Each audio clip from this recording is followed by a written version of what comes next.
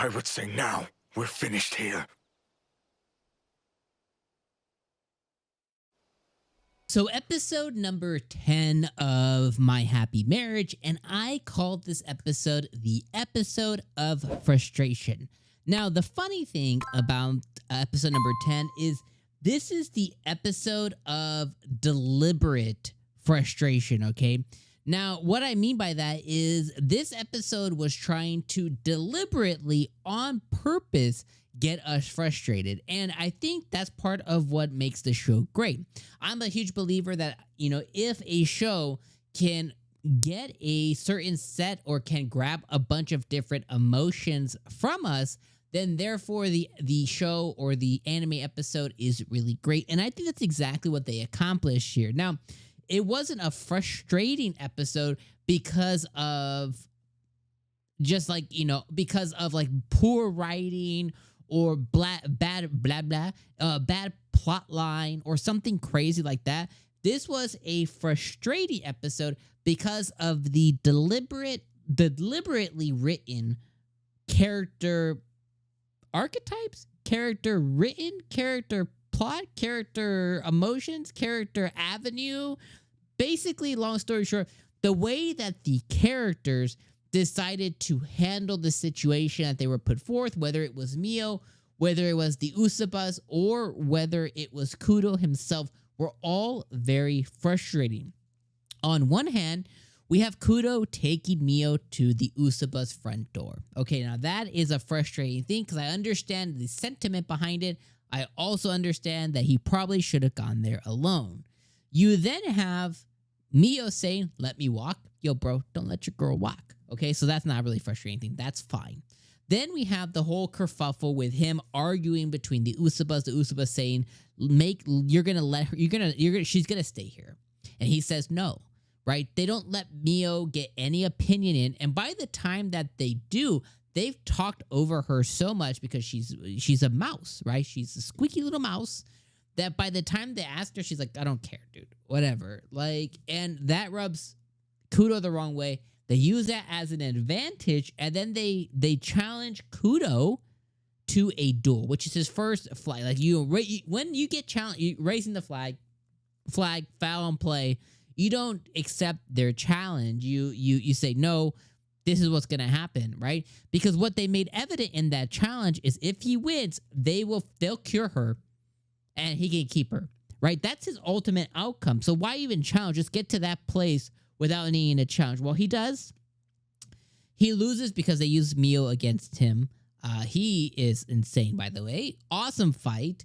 But the fluffy hair guy, I forget what his name is, but the 𝐒𝐮𝐲𝐵s dude uses Mio as a shield. That's Kudo's weakness. They use Mio to his advantage to get Kudo, and he loses the fight. That's frustrating. And overall, as all this is happening, the true frustration lies in Mio once again not voicing what she truly wants out of this situation, what she truly wants for her future. She's not there yet because of all the pessimism and all of the trauma that she's faced. She hasn't found she's on her way, but hasn't found her voice yet. And because of that, she's not able to truly convey what she wants. She's still a slave to others' whims. Again, all that super frustrating, but deliberately because it's written to be frustrating. It's written to get the emotion out of us that just drives us nuts. It's all done deliberately. And that's where I think, this is really, really good because, it pissed me the F off, but it pissed me the F off on purpose. It was supposed to make me mad. And that's where all this comes in. It's supposed to invoke that emotion, and you want to slap a person. You know what I mean? You know what I was about to say there. You know. But you want to get to that level, but it's doing that on purpose. And then when the episode ends, we obviously find out that the 𝐒𝐮𝐲𝐵s don't necessarily, or more often than not, have spirit sight. They don't need it. They manifest powers in a different way. So people's understanding of ability users are way different than the way that abilities manifest within the 𝐒𝐮𝐲𝐵s. Even Fluffy Hair Guy, and I keep saying Fluffy Hair, I don't remember what the F this guy's name was, but even Fluffy Hair Guy says, I don't have the ability to have spirit sight. My abilities lie elsewhere. So we find out that that's why they work for the Emperor, and that's why they're Emperor's ninjas, essentially. They work in the shadows. They're the eminence in shadow. They're Shadow Garden. So they're basically work for the Empire stuff to keep balance for those who maybe exceed certain levels of power and stuff, which is all really cool nuance and context for the show as well, too. Ultimately, he ends up losing the battle. He ends up losing Mio. He gets scolded by his sister. When I say he, I mean Kudo. And then he's forced to go fight this battle that he thinks Mio would want him to do, and blah, blah, blah, blah, blah. So again, very, very frustrating episode, but deliberately frustrating. And that's what makes the show special, is I'm pissed and angry at the show, but I'm not deliberately angry in a way like, man, I hate the show. I'm like, man, I love this show.